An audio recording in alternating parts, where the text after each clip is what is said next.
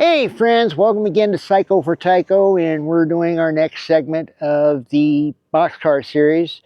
So we're going to be finishing up on the Santa Fe boxcar, where I'm going to be showing you airbrushing and decaling, and then we're going to get on to the big one. That's going to be that U.S. Army door-and-a-half boxcar. So stay tuned for this episode of Psycho for Tyco in a new time slot.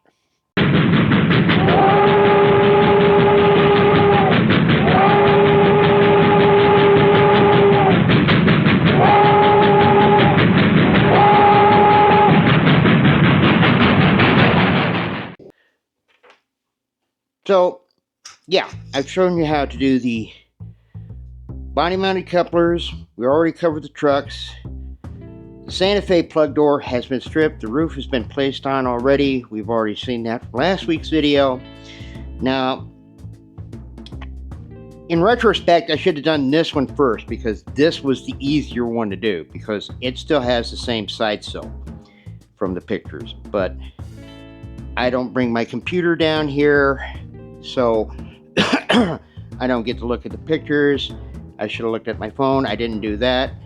I'm just doing a little more dressing up on that, and then I'm going to paint this. Okay, so we've got the Santa Fe plug door painted. Now, with this, we've used a rattle can. For the door, I'm going to go ahead and paint that, which, because I got to use Hobby Lobby, I've got a close enough color for the door. Now, for the door, I'm going to go ahead and I'm going to airbrush that, and then I'm going to go ahead and give this a shot of gloss so I can go ahead and put on the decals. Now, when I paint, if I have to paint a big volume like the boxcar here, I will use a rattle can, just because it covers a great area. When I want to do finer details like the door here, obviously I'm going to use an airbrush. And one of the things that's always been a big controversy in the modeling world is, do I use a rattle can? Do I use an airbrush? A rattle can puts out a lot of paint in one shot, whereas an airbrush, you can get more finite and precision and stuff like that. So I kind of use a mixture of the two. Like I said, I use a rattle can for big areas, whereas I will use an airbrush for smaller details like the door here. So we're going to go ahead and mask this off, and I'll talk a little bit about that. Okay, so I've masked off the door area, and I'm using just regular painter's tape, which is great for this sort of stuff. I've pressed in as well as I can, but as you can see here, my little finger's pointing, I do have a few gaps, which may or may not be a problem. We won't know until I tear off the tape. Once I do that, then if I have to, I'll give it another blast coat from the rattle can. Some people would say maybe in retrospect, I should have painted the whole thing orange and masked off the door. That's also an option. It's, I don't know. For me, it's a little too precise to do, but we'll see. We'll see what happens. So now I'm going to go ahead. I'm going to set up my airbrush. This is my airbrush right here. It's a Neo Air. A friend of mine gave this to me for Christmas. Like I said, I'm going to use testers as the color for the door. This is a very close color, so it's good enough for me. And then there's always a question about thinner. I just use mineral spirits, which is basically the same as tester thinner. It works great. We're going to go ahead and we're going to talk about how I mix it. And how I mix it is a nice little fun thing from Hobby Lobby. And that is these little plastic pipettes right here. I'm going to use one for the paint, one for the thinner, and one to mix. And we're going to go ahead and we're going to set this up. But first I got to mix this. And how I mix that, if I've got it here somewhere, how I mix that, I've got this little mixer that I got from Micromark, which works real great. I just stick it in there and I do a little zip, zip, zip, zip, zip, you know, like I'm mixing a drink. I'm going to get this out of the way so I don't get splatter. And we're going to go ahead and we're going to mix that. And I mean, you can either get a mixer or you can shake it like forever and a day.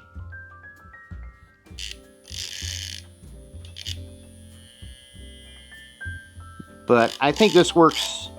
I think this works the best.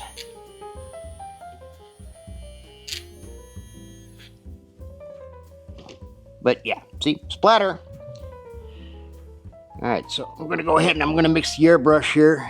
I'm gonna plug the pump. So I'm gonna just grab a little bit here.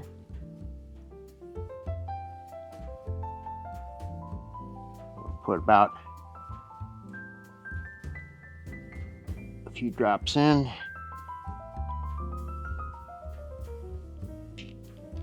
Then I want to take the third one and I'm going to mix it. Now I could technically use the same one here. I could have used this one to mix with. But for filming purposes, I'm just going to use a third one.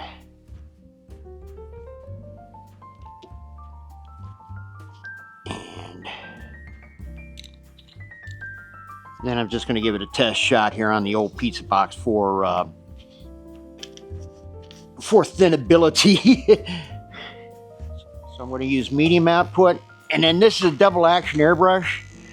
So what double action means is I push down, air comes out. And as I pull back, I control the flow of the paint. And it looks like that'll do.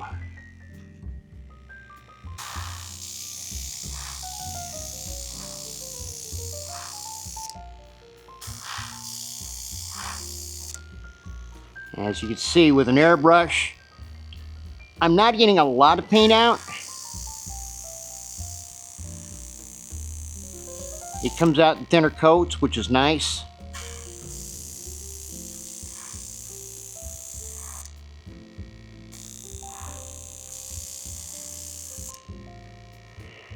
And if you also notice the way I paint, I kind of paint away from the tape. That way I get a crisper edge that way, I think. Especially where I got gaps.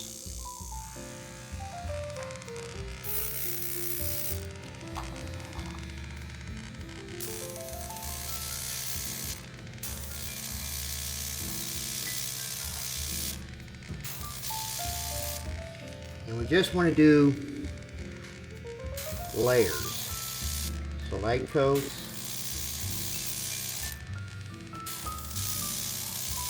in the area.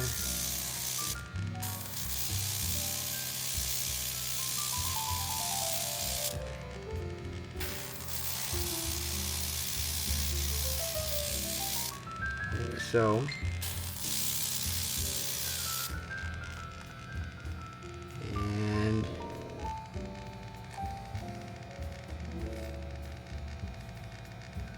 That should work right there. So we're going to go ahead, we're going to set that outside, we're going to let that dry, and then we're going to give it a coat of gloss, overcoating, and then we're going to decal.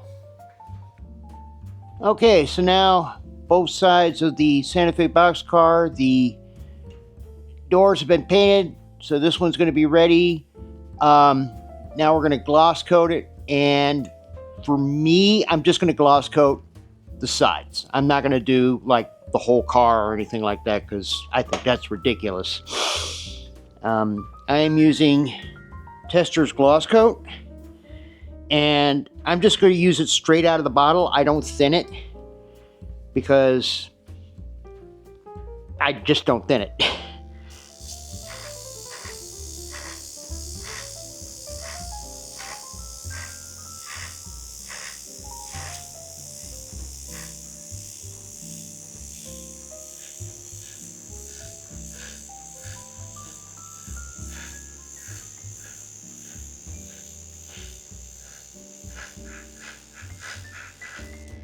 You also notice I'm putting a gloss coat on pretty thick. This is also going to hide up some of the boo-boos that the rattle can did.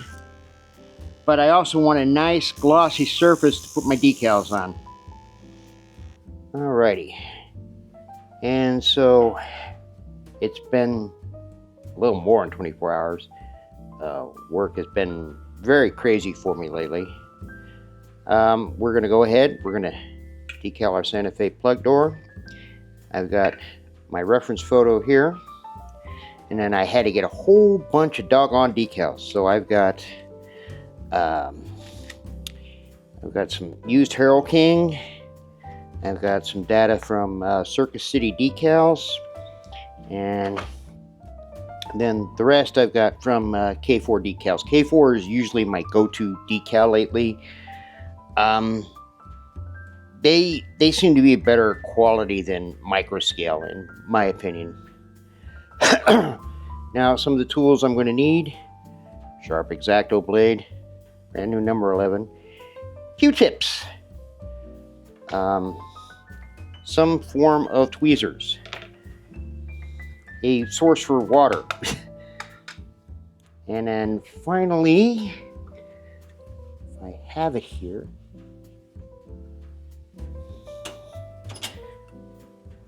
Oh, there it is. This is a new bottle. We got some Solvaset for setting the decals, even though it's going on a glossy surface. And I'll show you how I do that afterwards. Now, I don't know why I gloss coated this car and then I gave it another coat of my boxcar red. And I still have these streak marks here, which is kind of funny. I'm not sure if that's from the brake fluid that I used to strip the paint or what the deal is on there, but you know what? Obviously I'm going to leave it on there. When I seal it with dull coat and maybe do some light weathering, maybe that will go away, or maybe that won't be as noticeable. So let's go ahead and let's get decaling.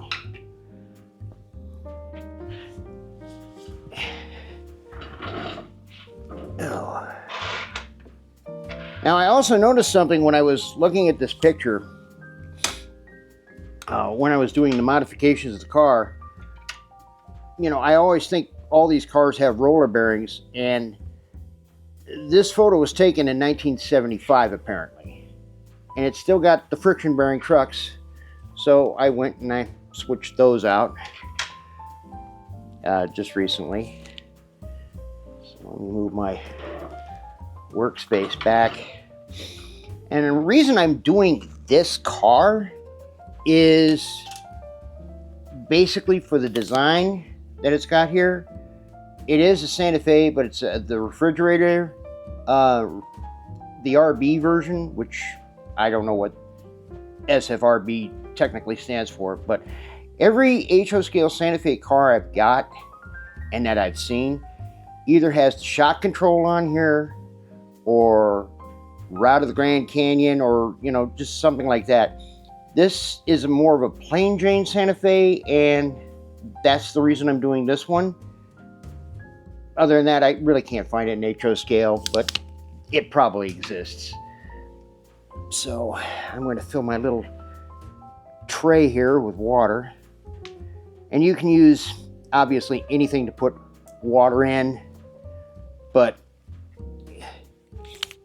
I recommend that it be shallow and not deep. So, you know, like, don't use something like an Army surplus canteen cup, maybe. That would not be recommended. So I'm going to go ahead, I'm going to start with the Santa Fe markings.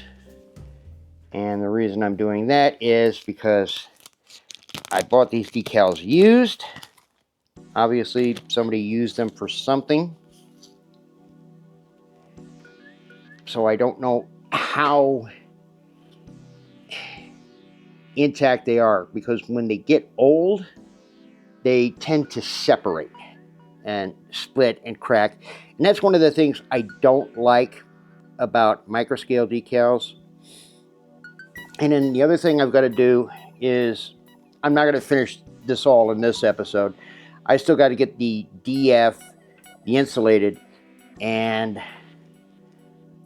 some other black details that it's been taking forever on eBay to get. Ah, yes, the luxury of living in northern Nevada where there are no hobby shops except for Hobby Lobby. And when you make your cuts, whether you use an X-Acto knife or scissors, I recommend an X-Acto knife. Try and cut it as close to the letters as possible. You know, make it as small as possible for it to fit. Microscale, at least they do a better job of like silk screening these things. And when I do stuff like logos and stuff like that, I try and keep it as rectangular as possible. Now this water is cold, but if you use lukewarm or room temperature water, this will separate a lot quicker. Now I just want to kind of position it pretty close to where I want it. So right about there. And we'll give that 3 to 5 minutes to separate from the backing.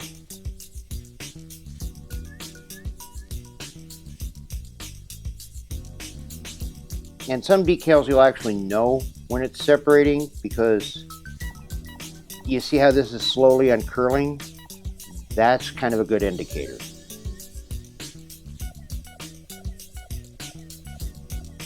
And I'm going to have problems with this one already. I see some cracks and separations by the E. This is going to be a fun one.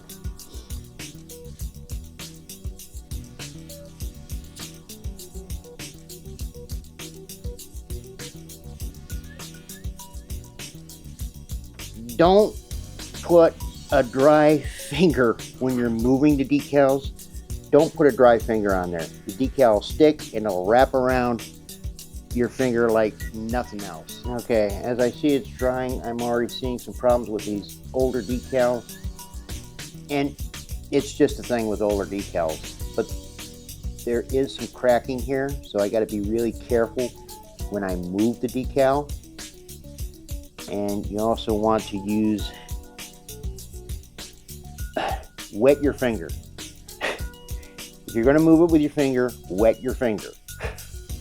Okay, I don't recommend you moving it with an X-Acto knife. You can cut it that way. I just kind of wet my finger and then I can push it into position. Let's see. Oh yeah. Oh wow. Ooh. Oh. Ow. Oh, this looks horrible. Let's see if we can fix it.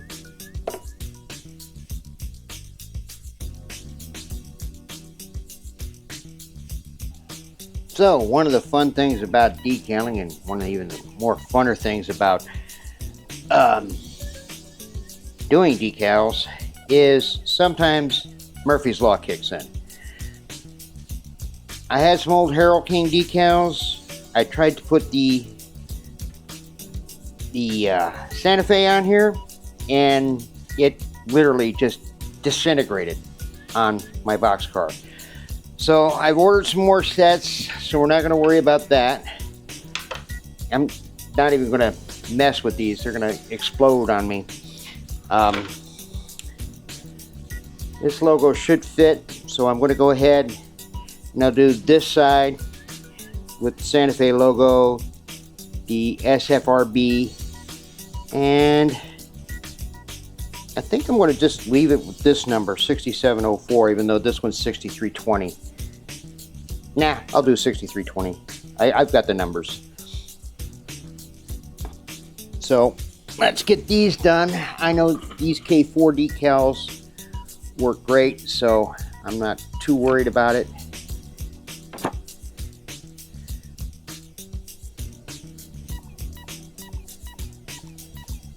Just going to be super careful in cutting it, keeping the water away.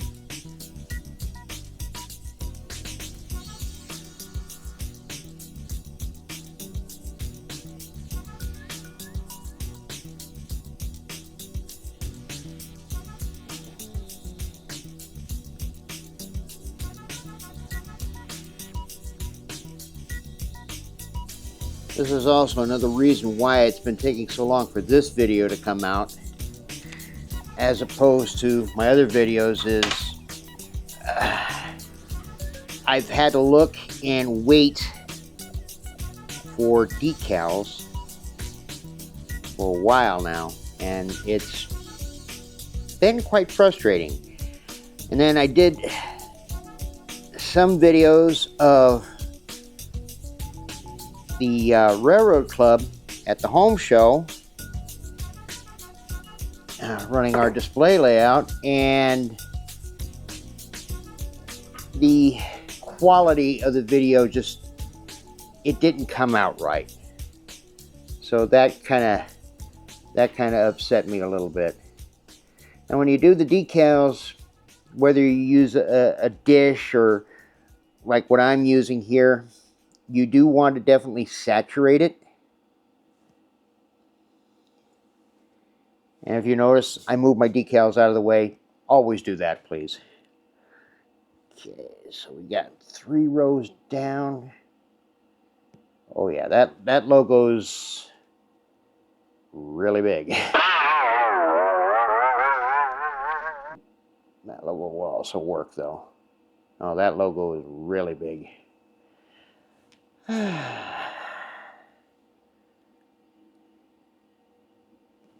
see here. Yeah, that logo is too big. Doggone it. Life sucks.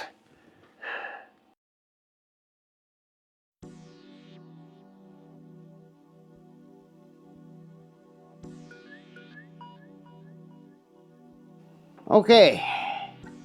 So, Murphy's Law. Anything that can go wrong will go wrong. And so far we are 2 for 2. The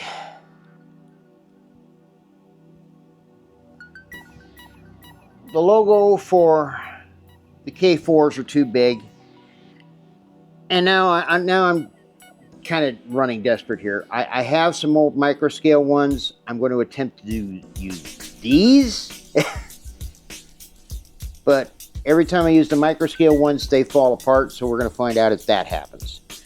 Hopefully this isn't the case. Now, unlike other decals, micro scale does sort of a pad printing, similar to how Tyco did their stuff. So here we don't have to be super accurate. Thank goodness I've got 2 sets of these because I want to try both sets. I think this one was the better of the 2 sets. One can only hope. So 3rd time's a charm, right? Yeah, when I put the K4 on there, as you saw, it overwhelmed the boxcar, so that's not the right size. This one's actually the right size. So we're going to cross our fingers and hope it doesn't disintegrate.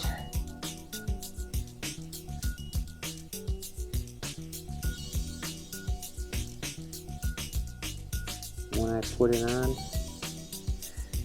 remember, wet your fingers. Okay, this one's coming off. Yay!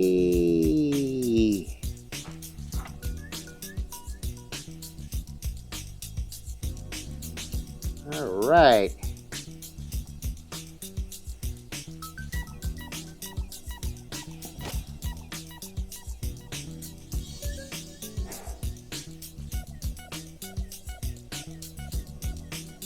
All right.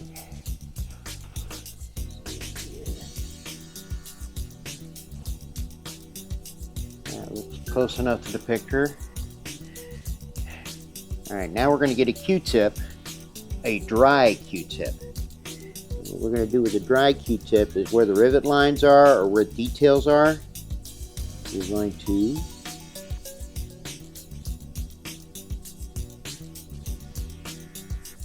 roll it across. And you're going to roll it across up and down. Okay? And the reason you want to do that is, number one, you want to press the decal in. Number two, you want to get all the air bubbles that are trapped in there out. And the reason you want to roll it is because the decal is wet. That means it's still going to move around.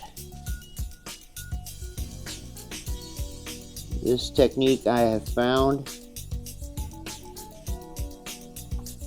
works the best because it literally pushes out the bubbles, and it's a Q-tip. It's soft enough so where it rolls across, and then I don't have to use a lot of solvent set. And then here's the added part. I can suck up all the extra moisture. All right, we're going to go ahead and we're going to go put down our next set of numbers. And then we're going to call this one a job.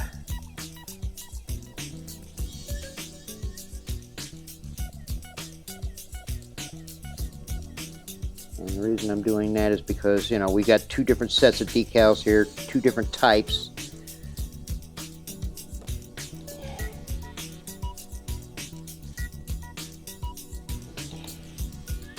And this does say H scale. Alright, so with decals other than micro scale, like K4, which they kind of silk screen theirs on here, which is really nice. I try to get as close as possible. Then I'll just poke the end with the X-Acto knife. And I'll put that in.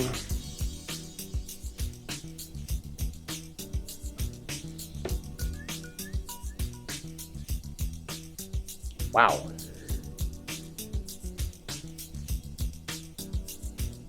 These decals are spaced. At least I can still do this even though it's wet. This is not recommended, by the way. Yeah, this is already separating.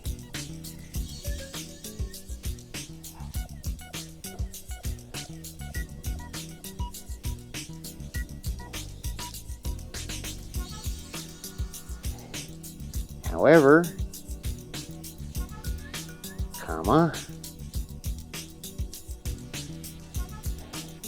because I got a sharp X-Acto knife, I can get away with this.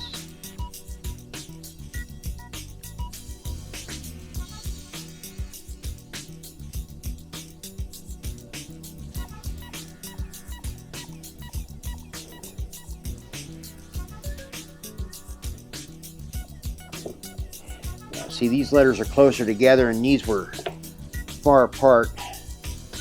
So this is where we get to use our X-Acto knife because now we've got a sharper surface.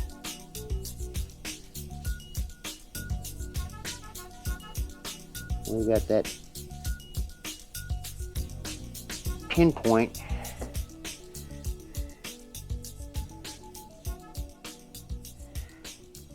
And we can use to manipulate your single letters and numbers into position.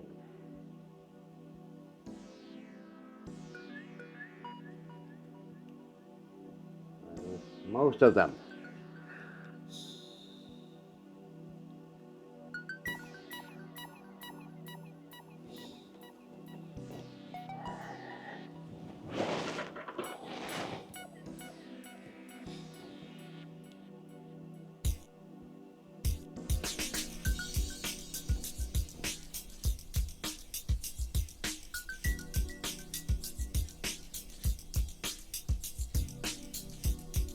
Patience is the key here.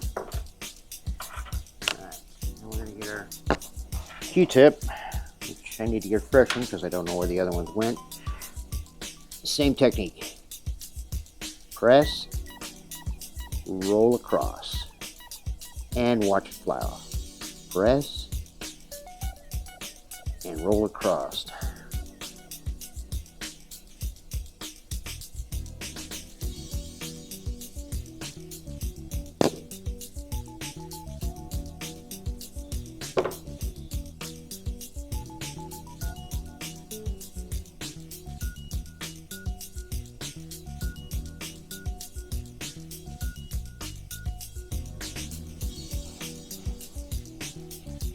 Now, we'll generally give the decals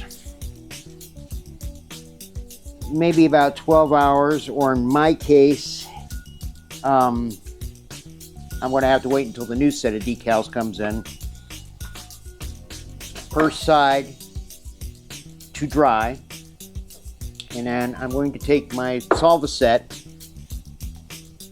use my, this is taking too doggone long for such a simple car. So I'm going to get my solva set. I'll get a regular old paintbrush. Which I don't even have that. What the heck? Oh, here they are.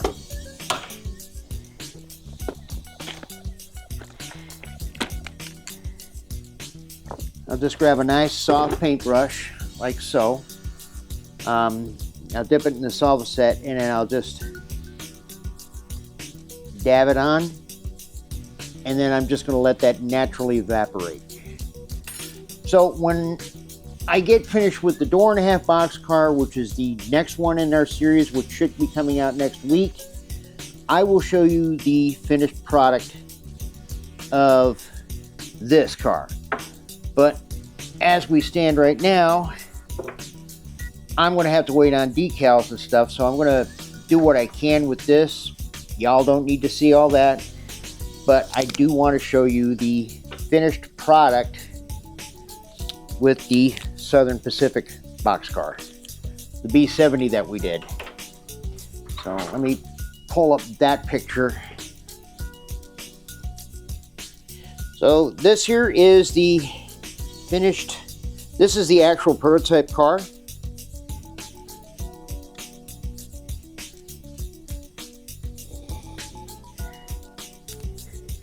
Okay, so here we got our finished prototype car, and then right below it,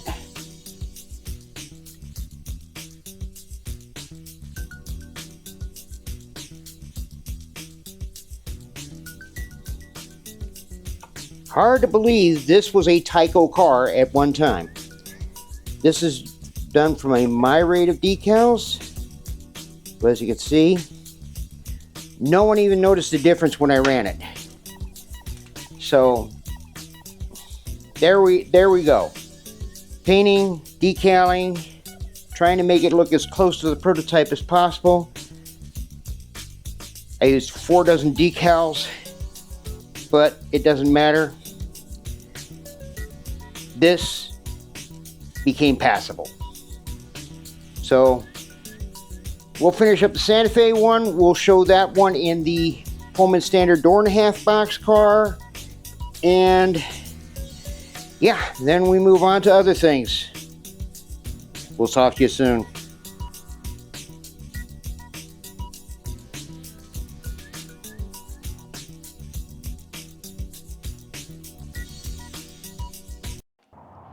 Hey friends, I know you're at the end of the video and all that, but I just wanted to give a quick shout out that if you're in Carson City or any of the surrounding neighborhoods, come on down to Mills Park where the Carson City Railroad Association, my model railroad club, happens to be at. We've got both HO scale and N scale.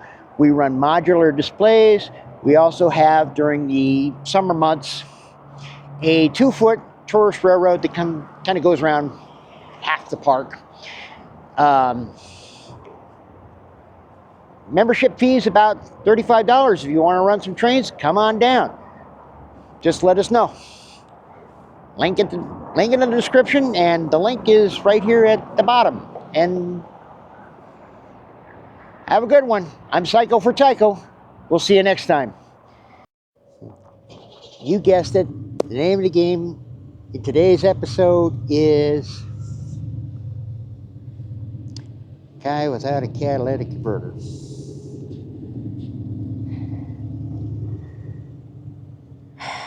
All right, a new blooper.